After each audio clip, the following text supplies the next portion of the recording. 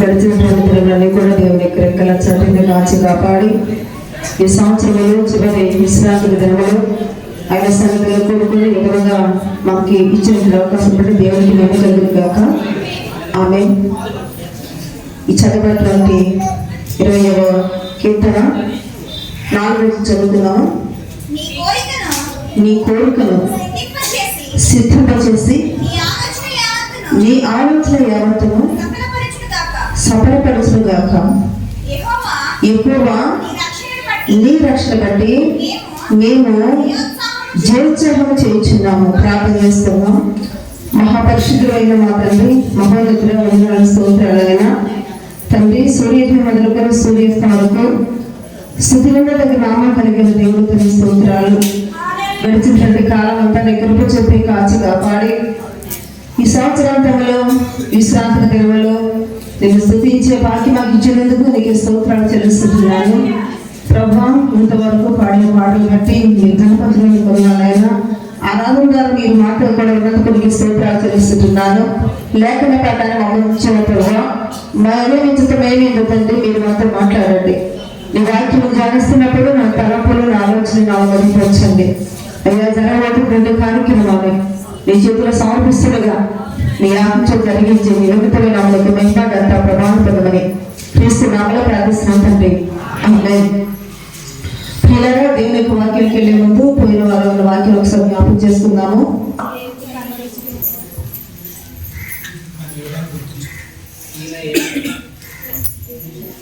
చాలా మంది మర్చిపోయారు వాక్యాలు. హల్లెలూయా. ఎందుకు అడుగుతానంటే ప్రియులారా, ఒక వ్యక్తి దేవుని యొక్క వాక్యానుసారంగా జీవించాలంటే ఆ మాటలు మన జీవితంలో తప్పనిసరిగా గుర్తుండాలి. కాబట్టి సరే, దేవుని యొక్క వాక్యం పెడదాము. నిజంగా గత కాలం అంతా కూడా దేవుడు ఆయన రెక్కల చాటున కాచి కాపాడి ఈ సంవత్సరాంతంలో చివరి విశ్రాంతి దినములో ఈ విధంగా దేవుని స్తుతించే అవకాశం మనకు ఇచ్చినందుకు దేవునికి మహిమ కలుగును గాక. ఆమేన్. ప్రియులారా, ఇక్కడ 4వ వచనం చదువుకున్న చూసినట్లయితే దేవుడు ఒక వాగ్దానం చేస్తున్నారు. ఎలాంటి వాగ్దానం అంటే మన కోరికలు సిద్ధపచేసి మన ఆలోచనలు ఎవరికి కూడా సఫలం చేస్తున్నారు. అయితే ఇక్కడ మనం 5వ చూస్తున్నట్లయితే దేవుని యొక్క రక్షణ బట్టి మేము జయోత్సవం చేస్తున్నామని, ఆయన నామను బట్టి ధ్వజనిస్తున్నామని వాక్యం చేస్తూ ఉన్నాము. కాబట్టి ప్రియులారా, దేవుని యొక్క వాక్యంలో ఉంటే ప్రతి ఒక్క మాట కూడా సత్యమైనది. ఆయన నోటి నుండి వచ్చే ప్రతి మాట కూడా నమ్మతగిన నీతి గలది. అయితే మనకి ఈ వాగ్దానాలు మన జీవితంలో కొన్ని నెరవేర్చబట్టలేదు. అర్థమవుతుందండి. ఎందుకంటే అనేక విషయాలు మనందరం కూడా తగ్గిపోతున్నాం కనుక. మనం సంవత్సరాంతంలో ఉన్నాము. చూడండి, మాట చెప్తున్నాను. ఒక పాత్రలోనిది ఒక పాత్రలోని ఏదైనా ఒక పదార్థం మనం వేయాలి అంటే ఆ పాత్ర ఏం చేయబడాలి? అది శుభ్రపరచబడాలి. గతంలో ఉన్నటువంటి ఆహారం పాత్రలో ఏదైనా ఉన్నట్లయితే దాన్ని ఏం చేస్తాం? మనము దాన్ని శుభ్రంగా తీసి బయట పారవేసి ఆ తర్వాత ఆ పాత్ర శుభ్రపరిచి మనం వేయాలనుకున్నటువంటి ఆహార పదార్థాన్ని అప్పుడు ఆ పాత్రలు వేస్తాము. పరిశుభ్రపరచకుండా దానిలో తీసేయకుండా మనం మంచి ఆహారం వేస్తానికి ఇష్టపడతామా? ఇష్టపడతామండి? ఇష్టపడము. అలాగే ప్రియులారా, మన జీవితంలోని ఇంతవరకు దేవుని యొక్క కృప అనేది మనతో ఉన్నది కాబట్టి మన ప్రియులైనటువంటి వారు అనేకులు మనకంటే ముందుకు వెళ్ళిపోతున్నప్పుడు కూడా ఈరోజు మనం సజ్జులుగా ఉన్నాం. హల్లెలూయా. అందుకని ప్రియులారా, రేపు ఏమిటండి? రేపేంటి? జనవరి 1 నూతన సంవత్సరం. అయితే దేవుడికి మాట్లాడినారు చూడండి. ఈ జనవరి 1 ముందు రోజు మనం చాలా విషయాలు మనం తెలుసుకోవాలి. ఈరోజు వాక్యం సాయంత్రం ముగించేయాలని ఇష్టపడుతున్నాను. సాయంత్రం కూడా ప్రార్థన కాబట్టి అయితే నేను మాటలు మనం ధ్యానం చేసుకుంటున్నాం. ప్రియులారా, ముందు మీకు ఏం చెప్పాను? ఒక పాత్రలోనిది ఇంకొక మంచి పదార్థం వేయాలంటే ఆ పాత్ర మనం ఏం చేయాలి? శుభ్రపరచాలి. శుభ్రపరిచే ముందు దానిలో మనం ఏం చేస్తాము? పారవేస్తాము. హల్లెలూయా. అయితే ఇప్పుడు యెహోషువ గ్రంథము 3వ అధ్యాయము చూడండి, 5వ వచనం చదువుతారు. మరియు యెహోషువ రేపు యెహోవా మీ మధ్య అద్భుత కార్యములను చేయ పరిశుద్ధపరచుకున్నదని జనులకు ఆజ్ఞ ఇచ్చెను. హల్లెలూయా. ఇక్కడ యెహోషువ ఇశ్రాయేలు ప్రజలకు నాయకుడిగా ఉన్న తర్వాత దేవుడు కొన్ని వాగ్దానాలు చేశాడు. ఏ మనుషుడు కూడా నీ ముందు నిలవలేడు, నిన్ను గొప్ప చేస్తాను, మోషేకి తోడే ఉన్నట్టుగా నేను నీకు తోడే ఉంటాను, నీ వెళ్ళిన ప్రతి స్థలంలో కూడా నీకు జయం చేకూరుస్తాను, నీకు నేను తోడుగా ఉంటాను, నువ్వు భయపడద్దు అనేసి ఎవరు వాగ్దానం చేశారు? యెహోషువకు దేవుడే వాగ్దానం చేశారు. వాగ్దానం చేసిన తర్వాత ప్రియులారా, ఇక్కడ ఆ వాగ్దానాలు, ఆ యొక్క ఆశీర్వాదాలు వారి జీవితంలో నెరవేర్చడానికి దేవుడు సిద్ధమాసి కలిగి ఉన్నారు. హల్లెలూయా. యెహోషువ కూడా ఆ మాటను విశ్వసించి ఆ ప్రకారము తన జీవితాన్ని నడిపించుకుంటూ ఉన్నాడు. కొద్ది రోజుల తర్వాత దేవుడు ఏం చేస్తున్నాడంటే ఇక్కడికి వాగ్దానం చేశారు. ఏ వాగ్దానం చేశారు? రేపు మీ మధ్య అద్భుతమైన కార్యాలను చేయబోతున్నాను. హల్లెలూయా. గుర్తుంచుకోండి ప్రియులారా, రేపు మన జీవితంలో ఒక నూతన సంవత్సరంలో ప్రవేశించబోతున్నాం. అయితే ఇక్కడ ఈ విశ్రాంతి దినములో దేవుడు మనకు చెప్పే మాటలు ప్రియులారా, యెహోషువ తోటి చెప్పుతున్న మాట ఏంటంటే, నేను అద్భుత కార్యములు చేయబోతున్నాను కాబట్టి మీరేం చేయాలన్నారు? ఇక్కడ పరచబడాలి. ప్రతి ఒక్కరు కూడా పరిశుభ్రత కలిగి ఉండాలి. మీ హృదయాలు కడుక్కోండి. మీలో ఏదైనా అపవిత్రంగా ఉంటే, చెడు ఉంటే, శపితంగా ఉంటే మీలోని అంత మాత్రం ఉండకూడదు. మిమ్మల్ని నేను అద్భుతమైన కార్యాలు చేయబోతున్నానని ఇక్కడ దేవుడే వాగ్దానం చేశారు. హల్లెలూయా. అయితే ప్రజలు ఇప్పుడు ఏం చేయాలి? అద్భుతమైన కార్యాలు వారి జీవితాల్లో, వారి గృహాల్లో, వారి వ్యక్తిగతంగా చూడాలి అంటే ఏం చేయాలి? ఇప్పుడు చెప్పండి. వారు పరిశుద్ధపరచబడాలి. ఎందుకంటే దేవుడు ఏదైతే చెప్పారో అది వారు చేయాలి. పరిశుద్ధపరచబడకుండా అద్భుత కార్యాలు చేయకుండా ఎలా చూస్తే కుదురుతుందా? కుదరదు. దేవుడికి ఏదైతే అపవిత్రత అనేది వారి జీవితంలో కలిగి ఉన్నారో ఆ అపవిత్రతను తొలగించుకోవడం అనేది మరి వీళ్ళకి దేవుడు ఇచ్చినటువంటి ఆజ్ఞ. అయితే ఇక్కడ ఆ విధంగా దేవుడు చూడండి, ఇక్కడ వాగ్దానం చేసినప్పుడు ఈ యెహోవా యొక్క నది దాటారు. ఇంకా వారు ముందుకెళ్తున్నారు. ముందుకెళ్తున్నప్పుడు ఏం జరిగిందంటే చూడండి, 7వ అధ్యాయం చూద్దాము. 7వ అధ్యాయము మొదటి వచనం చదవండి. శపితమైన దాని విషయంలో ఇశ్రాయేలు తిరుగుబాటు చేస్తారు. హల్లెలూయా. ప్రియులారా, దేవుడు అక్కడ ఇచ్చినటువంటి వాగ్దానం ఏమిటి అంటే, మిమ్మల్ని మీరు పరిశుద్ధపరచుకుంటే మీ పట్ల నేను గొప్ప గొప్ప కార్యాలు చేస్తాను, అద్భుతమైన కార్యాలు మీ జీవితంలో చూస్తారు మీరు అని చెప్పేసి దేవుడు వాగ్దానం చేశారు. మోషేకు తోడే ఉన్నట్టుగా నీకు నేను తోడుగా ఉంటాన్నారు. ఏ మనుషుడు నీ ముందు నిలవలేదని ఇక్కడ చూడండి. అక్కడ యెహోషువ గ్రంథంలోనే అక్కడ దేవుడు ఒక మాట ఉన్నది చూడండి. యెహోషువ గ్రంథము చూడండి, మొదటి అధ్యాయము 5వ వచనం అన్నమాట. నీవు బ్రతుకు దినములన్నిటిలో ఏ మనుషుడును నీ ఎదుట నిలవలేడనెను. హల్లెలూయా. అంటే ఇక్కడ యెహోషువకు దేవుడు ఇచ్చినటువంటి వాగ్దానం ఏంటి? నీవు బ్రతుకు దినములన్నీ కూడా ఏ మనుషుడు కూడా, ఏ రాజు కూడా, ఏ యోధుడు కూడా నీ ముందు నిలవలేడు అని అక్కడ దేవుడు వాగ్దానం చేశారు. అయితే రాను రాను కూడా ఆ వాగ్దానం మీరు జీవితంలో ఎవరు చెప్పాలంటే దేవుడు ఇచ్చినటువంటి మాట ఏంటి? ఆజ్ఞ ఏంటంటే, మీరు అపవిత్రత ఉండకూడదు, మిమ్మల్ని నేను పరిశుద్ధపరచుకోవాలి. మీరు అపవిత్రత కలిగి ఉండకుండా ఉంటే మీ జీవితాల్లో రేపు నేను అద్భుతమైన కార్యాలు చేస్తాను. హల్లెలూయా. అయితే అక్కడ దేవుడిచ్చిన వాగ్దానం గుర్తుపెట్టుకోండి. తర్వాత ఇక్కడ కూడా దేవుడిచ్చిన వాగ్దానం పక్కన పెట్టినట్లయితే ఇక్కడ ఏం జరుగుతుంది? 7వ అధ్యాయం చూసినట్టు శపితమైన దాని విషయంలో ఇశ్రాయేలు ఏం చేశారట? తిరుగుబాటు చేశారు. దేవుడిచ్చిన మాట ఏమిటి? మీరు అపవిత్రంగా ఉండకూడదు, మిమ్మల్ని మీరు పరిశుద్ధపరచుకోమంటే ఇక్కడ ఇశ్రాయేలు చేసిన పని ఏమిటండి? శపితమైన దాని విషయంలో తిరుగుబాటు చేశారు. ఈ విషయము యెహోషువకు తెలియదండి. యెహోషువకు తెలియదు.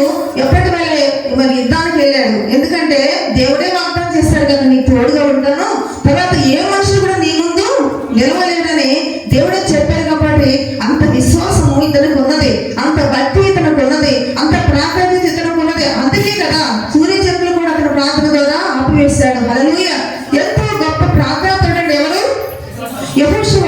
ఈ యెహోషువ ముందుకు వెళ్తున్నాడు, సైన్యంతో కలిసి దూసుకుపోతున్నాడు. పోతే ఎటు చూసినా అపజయాలు వస్తున్నాయి, ఎటు చూసినా ఇశ్రాయేలు ప్రజలు చనిపోతున్నారు. మరి ఎవరు కూడా వాళ్ళ ముందు నిలవలేకపోతున్నారు. ఇక్కడంతా రివర్స్ అయిపోయిందండి. హల్లెలూయా. దేవుడు చెప్పిన మాట ఏంటి? నీ ముందు ఎవరు కూడా నిలవలేరంటే యెహోషువకు తెలియట్లేదు, దేవుడికి తెలుసు. హల్లెలూయా. దేవుడు వాళ్ళని చేయి విడిచిపెట్టినట్టు మనం చూస్తున్నాం. ప్రియులారా, ఒక విషయాన్ని గుర్తుపెట్టుకోవాలండి. దేవుడు ఏం వాగ్దానం చేసిందంటే రాబోతున్నటువంటి రేపు అనేటువంటి సమయంలో నీ కుటుంబంలో నీ జీవితంలో అద్భుతమైన కార్యాలు దేవుడు చేస్తున్న వాగ్దానం చేస్తున్నట్టు. అయితే ఈ రోజు మనం ఏం చేయాలి చెప్పండి? ఈ రోజు మనం ఏం చేయాలి? ఇశ్రాయేలు ప్రజలు ఏం చేయమని చెప్పారంటే మిమ్మల్ని మీరు పరిశుద్ధపరచుకోండి, మిమ్మల్ని మీరు శుద్ధి చేసుకోండి, మీరు అపవిత్రం చేసుకుంటేనే ఆ వాగ్దానం మీ పట్ల నెరవేర్చబడి దేవుడు చెబితే ఆ విషయం యెహోషువే కాదు అందరూ విన్నారండి. హల్లెలూయా. ఈ రోజు సేవకులే కాదు ప్రియులారా, సంఘమంతా కూడా ఈ వాగ్దానాన్ని పాటి ఈ యొక్క వాక్కును పాటించాలి, ఈ ఆజ్ఞ నెరవేర్చాలి. ఏ విషయంలో మనం అపవిత్రం అవుతున్నామో, ఏ విషయంలో శక్తి ఉంటున్న దానిలో దేవుని తిరుగుబడి తీసుకుంటున్నామో ఈ విషయంలో మనం పరిశీలన చేసుకోవాలండి. కాబట్టి ఏ పరిశుద్ధపరచుకోకుండా ఇల్లు వాకులు శుభ్రం చేసుకున్నంత మాత్రాన్ని, ఒళ్ళు శుభ్రం చేసుకున్నంత మాత్రాన కాదు, కానీ నీ జీవితంలో ప్రాముఖ్యత ఏంటంటే ప్రియులారా నీ హృదయాన్ని శుద్ధి చేసుకోవాలి. దేవునికి ఏ విషయంలో తిరుగుబాటు చేస్తున్నావు, ఏ విషయంలో దేవుని వాగ్దానం నీ నెరవేర్చినటువంటి దుస్థితులు నువ్వు ఎలా ఉంటున్నావు, ఏ అపవిత్ర నీలో ఉన్న పరిశీలన చేసుకోవాలి. మీకు ముందే చెప్పానండి, ఒక పాత్ర ఏం చేయబడాలట? పరిశుద్ధపరచబడాలి. ఇది పరిశుద్ధపరచబడే సమయం ఇది. హల్లెలూయా. నీలో ఉన్నటువంటి పాత్రమైనటువంటి జీవితము పిలిపిండి అంటే ప్రభావం నీలో ఉన్నట్లయితే అది తొలగించుకున్నట్లయితే శపితమైందంట. హల్లెలూయా. అయితే ఇశ్రాయేలు ప్రజలు ఏ విషయంలో తిరుగుబాటు చేస్తారంటండి? చదవండి. శపితమైన దాని విషయంలో ఇశ్రాయేలీయులు తిరుగుబాటు చేస్తారు. అయితే ఇప్పుడు 7వ వచనం చూస్తే ఉన్నట్లయితే చూడండి, 4వ వచనం చూద్దాము. కాబట్టి జనులలో ఇంచుమించు 3,000 మంది అక్కడికి వెళ్ళారు, కానీ వాడు హాయివాడి ఎదుట నిలవలేకపోయి. హల్లెలూయా. 3,000 మంది ఇశ్రాయేలు ప్రజలు హాయి రాజ్యం దేశం మీదకి వెళ్ళినప్పుడు ప్రియులారా, ఆ 3,000 మంది కూడా ఇక్కడ ఎదిరించలేకపోయారు, వారు ఓడిపోయారు. హాయిగా సైన్యం ముందు వీరంతా నిలవలేకపోతున్నారు. అక్కడ దేవుడు ఇచ్చిన వాగ్దానం ఏంటండి? యెహోషువకు దేవుడు ఇచ్చిన వాగ్దానం ఏంటి? మొదటి అధ్యాయంలోని ఏ మనుషుడు కూడా నీ ముందు నిలవలేడు, కాబట్టి మరి నేను తోడుగా ఉంటానన్నారు. ఏమైపోయింది వాగ్దానము? ఎందుకు ఇలా జరుగుతుంది? కారణం ఏంటి ప్రియులారా? దేవుడు మాట తప్పేవారా? దేవుడు ఒక మాట తప్పి ఇంకో మాట చేసేవారా? ఏం జరుగుతుంది ఇక్కడ? ఏం జరిగిందండి? 7వ మొదటి ఏం చదువుకున్నాము? వారు శపితమైన దానిలో తిరుగుబాటు చేసినందున దేవుడు వారికి విజయాన్ని ఇవ్వలేకపోతున్నాడు. అయితే యెహోషువ ఏం చేస్తున్నాడు ప్రియులారా? ఎదిన ప్రతి స్థలంలో కూడా ఇక్కడ అపజయం చేస్తుంది. ఇశ్రాయేలు ప్రజలు ఓడిపోతున్నారు. ప్రభువా ఏంటని నడుస్తున్నాడు, మరి మోకాళ్ళ మీద పడి దుఃఖపడుతున్నాడు. ప్రభువా ఎందుకు మేము ఓడిపోతున్నాము? ఏం జరుగుతుంది ఇక్కడ? మాకు తరపున ఉండి ప్రభు అని చెప్పేసి ఇక్కడ ప్రార్థన చేస్తున్నాడు అంటండి. చూడండి, ఇక్కడ ఏదో చదువుకుందాం. అయ్యో 8వ వచనం, ప్రభువా కనికరించుము, ఇశ్రాయేలీయులు తమ శత్రువుల ఎదుట నిలవలేక వెనుకకు తిరిగినందుకు నేనేం చెప్పగలను? హల్లెలూయా. అయ్యా నువ్వు వాగ్దానం చేస్తావు, నేనేం చెప్పాలని అర్థం కావట్లేదు. వీళ్ళు వెనక్కి తిరిగిపోతున్నారు, ఓడిపోతున్నామయ్యా, శత్రువు మా మీద విజయం చేకూర్చుకుంటున్నారు, ఏం జరుగుతుందో అర్థం కావట్లేదు, నేను ఏం చేయాలని చెప్పేసి ఏం చేస్తున్నాడు యెహోషువ? ఏం చేస్తున్నాడండి? చదవండి, కంటిన్యూ చేయండి. కనానీయులను ఈ దేశ నివాసులందరూ విని మమ్మల్ని చుట్టుకుని మా పేరు భూమి మీద ఉండకుండా తుడిచివేసినట్లుగా ఘనమైన నీ నామమును వచ్చి నువ్వేం చేయమని ప్రార్థన చేయగా. హల్లెలూయా. అయ్యా మరి నీకు చెడ్డ పేరు వస్తుంది, మా పేరు తుడిచివేయని అంటున్నాడు. ఇక్కడ ఎంత భయంకరంగా దుఃఖిస్తున్నాడు ప్రియులారా, ఏడుస్తున్నాడు, వాటిని భరించలేకపోతున్నాడు. ఎవరండి? యెహోషువ. ఏం జరుగుతుందో అతనికి అర్థం కావట్లేదండి. ఒకటే మాట, దేవుడు ఇచ్చిన వాగ్దానం మీద మాత్రం దృష్టి పెట్టుకుని ఉన్నాడు, కానీ ఇశ్రాయేలు గుడారంలో ఏం జరుగుతున్న విషయం యెహోషువకు తెలియదండి. నా ప్రియ సహోదరి సహోదరుడా, సేవకులకి ఒకటే తెలుసండి. ఏం తెలుసు? మీకు ప్రార్థన చేయటము, మీకు వాక్యము చెప్పటము, వాక్యం ద్వారా మనం సరిచేస్తానికి ప్రయత్నం చేయటం తప్ప మీ అంతరంగంలో ఏమున్నదో, మీ గుడారంలో ఏమున్నదో అన్న విషయం సేవకులకు ఎంత మాత్రం తెలియదు. హల్లెలూయా. ఎందుకు ఓడిపోతున్నాం ఈరోజు? ఎందుకు మనకి అప్పచేయగలుగుతున్నాయి? ఎందుకు రోగాలు, ఎందుకు రుగ్మతలు, ఎందుకు బాధలు, ఎందుకు కష్టాలు, ఏం జరుగుతుందో అనేది ఎవరికి తెలుసట? దేవుడికి తెలుసు. హల్లెలూయా. కానీ యెహోషువకు తెలియదు, కానీ చేసేది ఏం చేస్తున్నాడు? అతను ప్రార్థన చేస్తున్నాడు. సేవకులు అంతకంటే ఏం చేయలేరు. కాబట్టి మీ కుటుంబాలు, మీ వ్యక్తిగతంగా మీరు దీవించబడాలంటే, మీరు ఆశీర్వించబడాలంటే, మీ కుటుంబాల్లో దేవుడు అద్భుతమైన కార్యాలను నెరవేర్చాలంటే మీరేం చేయాలో తెలుసా? ఇశ్రాయేలు ప్రజలకు దేవుడు ఏ ఆజ్ఞ ఇచ్చున్నారో ఈ రోజు మీకు అదే ఆజ్ఞ ఇస్తున్నారండి. ఏమిటంటే మిమ్మల్ని మీరు పరిశుద్ధపరచుకోనండి. ఈ రోజు మీ మాట నీకే నా సహోదరి సహోదరుడా, రేపు రాబోతున్న కాలంలో జీవితంలో గొప్ప ఆశీర్వాదాలు పొందుకోవాలంటే నువ్వు చేయవలసిన పని అంటే తెలుసా? నీ ఇల్లు శుభ్రం చేసుకోవడమో, లేకపోతే నీ ఇంట్లో అతిథి అలంకరణ అలంకరించడం కాదు. కానీ ప్రియులారా, ఏ విషయంలో నీవు దేవునికి తిరుగుబాటు చేసే అవసరం కలిగి ఉన్నావు, ఏ విషయంలో నీవు ఆ దేవునికి వ్యతిరేకంగా జీవిస్తున్నావు, ఏ విషయంలో నీవు ఇంకా పరిశుద్ధపరచబడాలో అది నీ జీవితంలో సరి చేసుకోవడం అనేది చాలా అవసరం. హల్లెలూయా. గనుక ఇక్కడ మనం చూసినట్లయితే ఇలా ప్రార్థన చేస్తున్నప్పుడు ఏమన్నాడు దేవుడు? చూడండి, యెహోవా యెహోషువతో ఇట్లనెను, లెమ్ము నీవేళ ముఖము నేల మోపుకొందుము. హల్లెలూయా. ప్రార్థన చేసే మనిషిని నువ్వు ప్రార్థన చెయ్యి, నువ్వు నాకు మొదలుపెట్టాలన్నటువంటి ఆజ్ఞాపక దేవుడే. ఇప్పుడు యెహోషువ ప్రార్థన అంటే లేదు చాలు ఈ ప్రార్థన. ఎందుకు ఇక్కడ వేస్తున్నావు? చూడండి ప్రియులు, అంటే దేవుని యొక్క మనసులో ఎంత వేదన ఉంది. ప్రార్థన కంటే ప్రాముఖ్యమైన ఏమిటో చాలా మంది ప్రియుల జీవితాలు సరి చేసుకుంటే గంటల గంటల ప్రార్థన చేస్తారు. అది దేవుడికి నచ్చింది కాదు. ఇక్కడ యెహోషువ దేనికోసం ప్రార్థన చేస్తున్నాడు?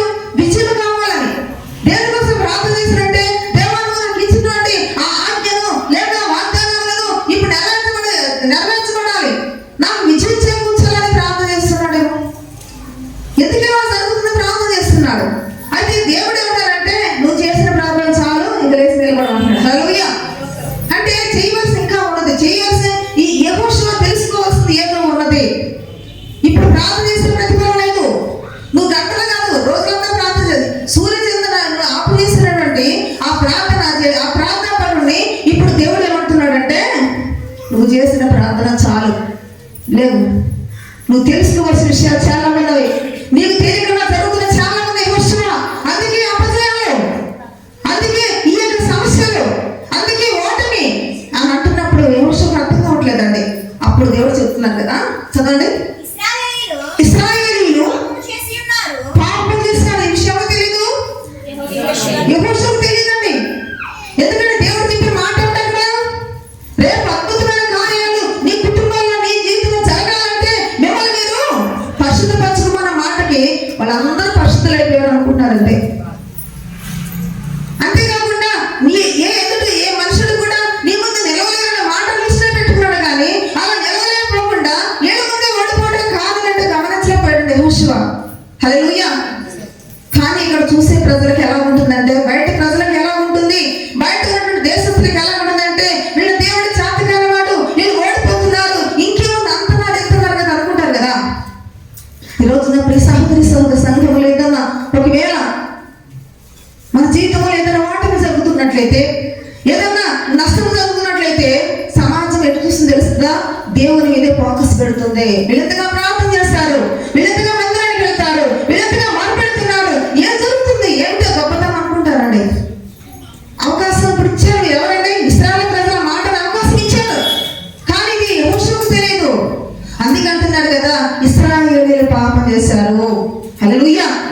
నా ప్రియ సహోదరి సహోదరుడు, ఏ విషయంలో మనం పాపం చేస్తున్నాము, ఏ విషయంలో శక్తిమైన జీవితాన్ని జీవిస్తున్నాము, ఏ విషయంలో దేవుని తిరుగుబడుకుంటున్నాము, అది ఈ రోజు ఇశ్రాయేలు ప్రజలు ఆ రోజే కాదు. కానీ ఈ రోజు నా ప్రియ సహోదరి సహోదరుడా, మనమందరూ కూడా పరిశీలన చేసుకున్నటువంటి అవసరత ఉన్నదని అంటాం.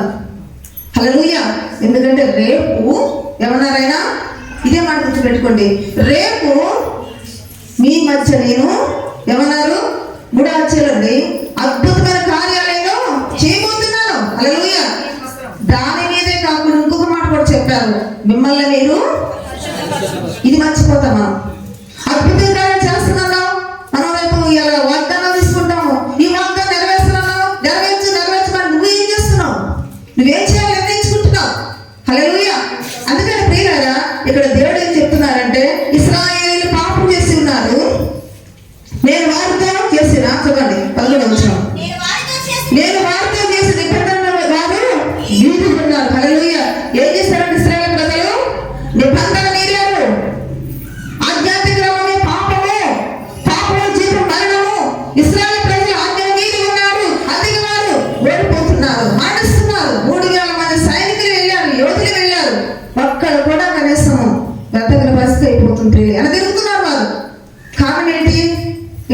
అసలు విషయం దేవుడు చెప్పారు. ఏంటది? ఆ పాపం చేస్తాను తెలియదు యెహోషువ. వాళ్ళు నా నిబంధన వారు మీరు. ఏంటి నిబంధన చెప్పండి మీరు? ఏమిటి నిబంధన? మీరే నిబంధన ఏంటి అసలు చెప్పండి. మిమ్మల్ని మీరు పరిశుద్ధపరచుకుంటున్న నిబంధన వాళ్ళు మీరు ఏం చేశారు? దేవుడు చేయొద్దున పని చేయటమే మీరు అంతే. ఈరోజు నేను కూడా ఏమి దొంగతనము నరహత్య వ్యభిచారం చేయనవసరం లేదు. దేవుడు చెప్పిన మాటకు లోపడకపోతే, ఆ దుర్మార్గత మన జీవితంలో కొట్టివేయబడకపోతే మనము కూడా ఓడిపోయే ప్రమాదం ఉంటుందండి. హల్లెలూయా. తర్వాత ఏమంటున్నారంటే చూడండి, కట్టించండి. శపితమైన దానిని కొంత తీసుకుని ఏంటంట? శపితమైనటువంటి దాన్ని తీసుకుని బొంకి తమ సామాన్లోనే దాన్ని ఉంచుకున్నారు, దాచుకున్నారంట ప్రియులారా. ఆ కాలం ఇంకా కొంతమందిగా చేశారంట. ఇశ్రాయేలు ప్రజలకు వ్యతిరేకమైనటువంటి శపితమైనటువంటి వ్యక్తులు ఆ యొక్క రాజ్యములను దేవుడు వారి చేతికి అప్పగించినప్పుడు, ఆ శపితమైనది మీరు ముట్టుకోవాలని దేవుడు చెప్పినప్పుడు ఏం చేశారంటే కొంతమంది లోకాసులు కలగవారు, మనలాంటి అనమాట. ఇటు లోకం కావాలి, ఇటు దేవుడు కావాలి. ఇటు దేవుడు ఆశీర్వాదం కావాలి, లోకంలో వచ్చే సంపాదన కూడా కావాలంట మనం. అవునా కదా? ఇప్పుడు అలాంటి వారు కొంత ఉన్నారంట ఆ యొక్క ఇశ్రాయేలు ప్రజల్లోని. ఏం చేస్తారంట? శాపగ్రస్తమైనటువంటి వారు సంపాదించిన సంపాదనలోని కొన్ని తీసుకుని గుడారములో దాచుకున్నారంటండి. గుడారములో దాచుకున్నారు. ఎవరన్నా దగ్గర ఎవరన్నా ఉన్నదా అని యెహోషువ పడితే మా దగ్గర ఏది లేదని బొంకారంట. అంతటితోటి యెహోషువ నమ్మేశారు. అంతే నమ్మి ఇక మా ఇశ్రాయేలు ప్రజలు అందరూ కూడా పరిశుద్ధంగా ఉన్నారని అతను కన్ఫర్మ్ అయిపోయాడు. అంతే. కానీ వీళ్ళలో కొంత ఏముందంట? శపితమైనగా కొంతమంది గుడారములో ఉన్నది. గుడారం అనగా మన దేహము. ఈ గుడారములో ఏ శపితమైన దాన్ని ప్రేమిస్తున్నావు, ఏ అపవిత్రమైన దాన్ని ఉంచుకున్నావు, ఏ అపవిత్రమైనటువంటి దాన్ని ఉంచుకుని దేవుని యొక్క దృష్టి తిరుగుబడి వ్యక్తిగా ఉన్నాదో దానిని బట్టే ఈరోజు మనకి కష్టాలు, దాన్ని బట్టి మనకి వ్యతిరేకతలు.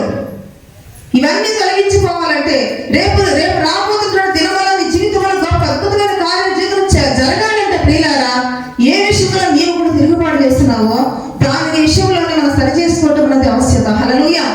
అందుకని ఇక్కడ ఏమంటున్నారంటే చూడండి, కాబట్టి ఇశ్రాయేలీయులు శాపగ్రస్తులై తమ శత్రువుల ఎదుట నిలవలేక తమ శత్రువుల ఎదుట వెనుకకు తిరిగిరి. హల్లెలూయా. ఎందుకు తిరుగుతున్నారు? ఇప్పుడు అర్థమైంది ఎవరికండి? యెహోషువ. కానీ ఏం చేస్తున్నాడు? ప్రార్థన చేస్తున్నాడు. ప్రార్థన చేసినా సరిపోలేదు, దేవుని యొక్క ప్రసంగం వింటే సరిపోలేదు. జీవితాలు మార్చుకోవాలి. ఏం మార్చుకోవాలండి? జీవితాలు మార్చుకోవాలి. మార్చుకుంటున్నావా? మార్చుకుంటే నీకే మంచిది. మార్చుకోకపోతే కూడా దాని యొక్క ప్రతిఫలము, దాని పర్యవసానం నీవే అనిపించాల్సి వస్తుంది. హల్లెలూయా. ఎందుకు వస్తుందంటే మేలను చేయగలిగి అలాగే చేయని వారికి పాపము కలుగును. నీకు తెలుసు ఇది సతతమైనదని. నువ్వు అబద్ధం ఆడుకుని తప్పని తెలుసు, నువ్వు దేవుడికి వ్యతిరేకంగా తప్పని తెలుసు, నువ్వు ఈ విధంగా జీవించడం దేవునికి తప్పని తెలుసు. అయినా సరే అదే జీవితాన్ని కొనసాగించుకుంటున్నావు కనుక అందుకే మన జీవితంలో ఓటమి ప్రియులారా. అందుకే శత్రువులు నిలలేకపోతున్నాము. అందుకే మనం విజయాన్ని చూడలేకపోతున్నాం నా ప్రియ సహోదరి సహోదరుడా. అందుకని ఇప్పుడు మీకు ముందు మాట చెప్పాను కదా, ఇప్పుడు ప్రజెంట్ మనం ఏం చేయాలి? ఏదైతే మనం కలిగి ఉందో ఈ పాత్రలో ఉన్నది, ఈ గుడారంలో ఉన్నది, దాన్ని ఏం చేయాలంట? తీసి పారవేయాలి. హల్లెలూయా. అయితే ఇక్కడ మనం దేవుని వాక్యం చూస్తూ ఉన్నట్లయితే యెషయా గ్రంథము చూడండి. యెషయా గ్రంథము ఇశ్రాయేలు ప్రజల విషయంలోని అలాగే జరిగినట్లయితే ఈ రోజు దేవుడు మనకు ఇచ్చినటువంటి ఆజ్ఞ ఏంటంటే యెషయా గ్రంథము మొదటి అధ్యాయము చూడండి 16వ చదువుకుందాం. మిమ్మల్ని కడుగుకొనండి, శుద్ధి చేసుకోండి, మీ దుష్క్రియలు నాకు కనపడకుండా వాటిని తొలగింపుడి. హల్లెలూయా. ఇప్పుడు మనం ఏం చేయాలట? మిమ్మల్ని మీరు కడుక్కోనంటే స్నానం చేయడం కాదు. రోజుకి 4 సార్లు స్నానం చేస్తాను మిమ్మల్ని కడుక్కోమన్నా చెప్పానని అనుకోవటం కాదు. నువ్వు 10 సార్లు స్నానం చేసిన సార్ హృదయాన్ని శుభ్రం చేసుకోకపోతే, జీవితాన్ని కడుక్కోకపోతే, జీవితమైనటువంటి ఆ గిన్నెను ఆ పాత్రను పరిశుద్ధపరచుకోకపోతే దేవుడు ఏమంటున్నారు తెలుసా? పైన వచ్చిన చూడండి 15వ వచనం ఒకసారి. మీరు మీ చేతులు చాపినప్పుడు మిమ్మల్ని చూడగా నా కన్నులు కప్పగలరు.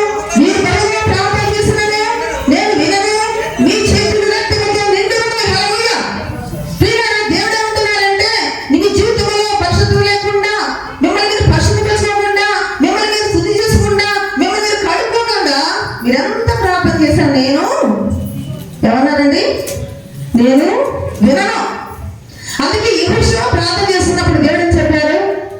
ప్రార్థన చేస్తున్నా, ప్రార్థన చేస్తే అనవసరం లే.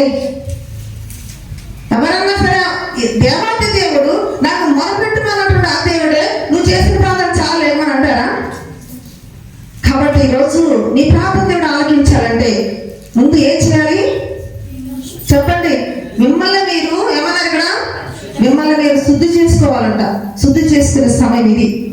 పరిశుద్ధపరచుకోవడానికి నీ జీవితంలో ఉన్నటువంటి తీసుకున్న చెడ్డ నిర్ణయాలు కావచ్చు, అపవిత్రత కావచ్చు, నీ జీవితంలో వ్యతిరేకమైన తిరుగుబాటు చేయడం కావచ్చు, ఇదే ఈ రోజే మనం ఏం చేయాలట? శుద్ధి చేసుకోవాలి, పరిశుద్ధపరచుకోవాలి. నీ జీవితంలోనే నీ హృదయమైనటువంటి పాత్రలో ఏ చెడు కలిగి ఉన్నావో అది బయట పారవేసిన సమయం ఈ రోజే. హల్లెలూయా. దాన్ని మనం ఏం చేయాలి? శుభ్రంగా కడుక్కోవాలట. లేకపోతే ఇంకొక మాట కూడా అంటున్నారు చూడండి, పైన చూడండి 3వ వచనము 10వ వచనం చూడండి. మీ నైవేద్యము వ్యర్థము, అది నాకు అసహ్యము, అసహ్యము పుట్టించు ధూపార్పణము, దాని నికరు పెంకుడి, అమావాస్యము, విశ్రాంతి దినములు, సమాజ కూటమి ప్రకటనలు జరుగుతున్నవి. పాపులు గుంపుకూడి వచ్చే సమాజంలో నేను వార్చుతాలను. హల్లెలూయా. ఎంత దారుణంగా ఉంది ప్రియులారా! నువ్వు నీ హృదయాన్ని శుభ్రపరచుకోకుండా, నిన్ను కడుక్కోకుండా, నువ్వు పవిత్రపరచుకోకుండా, నువ్వు సిద్ధు కాకుండా మనం ఎంత ఉత్సాహం చేసినా, ఎంత జనాల కోసం ఆరాధన చేసినా, ఎంత జనాల కోసం మనం కలిసి దేవుని యొక్క ఆరాధన చేసినా కూడా పాపులు చేసే ఉత్సవ ఆరాధన నాకు అవసరం లేదంటాడు. హల్లెలూయా. అర్థమవుతున్న ప్రియులారా? నేను ఈ మాటలు ఇది అందరి కోసం చెప్పే మాట కాదు, బయట వరకు చెప్పే మాట కాదు ప్రియులారా. మన కోసమే దేవుడు మనతో మాట్లాడుతున్న మాటలు ఇవి. నువ్వు శుద్ధి చేసుకోకుండా, నువ్వు సిద్ధపడకుండా, నీ జీవితంలో అభ్యంతరం తొలగించుకోకుండా, నువ్వు రేపు మన జనాల ప్రశ్న అంటే సంవత్సరాలు వస్తుంది అనేసి మనం ఎంత ఆరాధన చేసినా, ఎంత ప్రార్థన చేసినా అది దేవుని యొక్క అంగీకారకృతం కాదని అని అంటున్నారు. అయితే మనం ఏం చేయాలి? ఆయన అంగీకరించాలంటే దేవుడి చెప్పి మాట ఏంటంటే మిమ్మల్ని మీరు శుద్ధి చేసుకోండి, మిమ్మల్ని మీరు శుభ్రపరచుకోండి, మిమ్మల్ని మీరు కడుక్కోనండి. ఇంకో మాట అంటారు చూడండి, సమ్మతించిన మాట అంటాడు. ఉంటుంది చూడండి 19వ అనుకుంటా. మీరు సమ్మతించి నా మాట విని ఎడల మీరు భూమి యొక్క మంచి పదార్థాలను అనుభవించుదురు. హల్లెలూయా. ఏం చేయాలట? మీరు సమ్మతించాలి. సమ్మతించిన మాట విని ఎడల భూమి దగ్గర సమస్త ఆశీర్వాదానికి ఇస్తానని ఆయన వాగ్దానం చేస్తున్నారు. అలాగే యెహోషువకు వాగ్దానం చేశారు. యెహోషువకు మాట ఇచ్చారు, కానీ అక్కడ నెరవేర్చబడలేకపోవడం కారణం ఇశ్రాయేలు ప్రజలే. దేవుడు మా కుటుంబ జీవితంలో ఎన్నో వాగ్దానాలు చేస్తున్నారండి. కొన్ని నెరవేరుతున్నాయి, కొన్ని నెరవేర్చబడలేదు. కారణం అంటే ఆ దేవుడు అలా చెప్తూనే ఉంటారు కానీ అన్ని జరుగుతాయి ఏంటి అనుకుని మనం అనుకుంటాం. మళ్ళీ మనం సమర్థించుకుంటాం. ప్రియులారా, ఎక్కడ లోపము, ఎక్కడ ఉందా లోపం ప్రియులారా? డాక్టర్ గారికి వెళ్తున్నాము, ఫలానా జబ్బు అంటే ఆపరేషన్ చేస్తారు, చేసిన తర్వాత కొన్ని జాగ్రత్తలు చెప్తారు. ఇలా పాటించాలంటే అలా చేస్తారు కదా, అయిపోయింది ఇంటికి వచ్చి ఇష్టాన్ని ఎదురు గంతులేస్తే అలా ఉంటుంది. చెప్పాలి మీరు, ఇది శారీరక నీకు అర్థమవుతుందని నీకు మాట చెప్పాను అనమాట. ఎలా ఉంటుంది? మళ్ళీ వేసిన గుడ్లన్నీ పిగిలిపోతాయి. మళ్ళీ అసలు మొదటి కంటే చివరి దారుణం ఉంటుంది కదా. తినొద్దని కనుక తింటూ చేయొద్దున్న పని చేస్తామండి, ఎక్కడ కూర్చోకుండా ఎగిరి గడిపేస్తాం అనుకో, మళ్ళీ మొదటి స్థితి కంటే గడపటి స్థితి ఘోరంగా ఉంటుంది. హల్లెలూయా. కాబట్టి దేవునిలోకి వచ్చి మన దేవుని మాటలు వింటూ రక్షించబడి ఆ ప్రకారం దేవుని యొక్క మాటలు మనం మీరకుండా ఆజ్ఞానుసారంగా జీవిస్తే దేవుడు ఏదైతే మన పట్ల చెబుతున్నాడో అది నెరవేరుస్తాడు దేవుడు. అలా కాదైతే అందుకే నెరవేర్చబడలేదు. ఇశ్రాయేలు ప్రజలు శపితమైన దాని విషయం తిరుగుబాటు చేశారు కాబట్టి అనేక రాజుల ముందు వాళ్ళు ఏం చేస్తారండి? ఓడిపోవడం కారణమైంది. ఎంత ప్రార్థన చేశాడు ఇప్పుడు చూడండి, చెప్పండి. ఎంత ప్రార్థన చేశాడు? నేల ముఖములకు మోపి ఏడుస్తున్నాడండి. మన ప్రార్థన ఏమని ఉంటుంది అసలు? అంత గొప్ప ప్రార్థన చేస్తుంటే చేసిన ప్రార్థన చాలా అంటున్నాడు. హల్లెలూయా. నీ జీవితంలో నీ ప్రార్థన అంగీకరించినటువంటి కారణం ఏంటండి? ఎందుకు నీ ప్రార్థన అలా ఉంటుంది? ఎందుకు పైకి అలా వెళ్ళడం లేదు? చెప్పండి మీరు. హృదయంలో పాపము పెట్టుకుని, గుడారములో అపవిత్రత పెట్టుకుని నువ్వు ఎంత ప్రార్థిస్తే ప్రార్థన ఆరంభిస్తాడా? అందుకనే ఏ విషయంలో నువ్వు మార్చబడాలో ఇదే సమయము, ఇదే రోజు. రేపు రాబోతున్న దినములో, రాబోతున్న కాలంలో నీ కుటుంబం ఆశీర్వదించబడాలంటే ఈ రోజు ఏ దుర్మార్గత జీవితం కలిగి ఉన్నావో, ఏ శక్తిమైన జీవితం కలిగి ఉన్నావో ఆ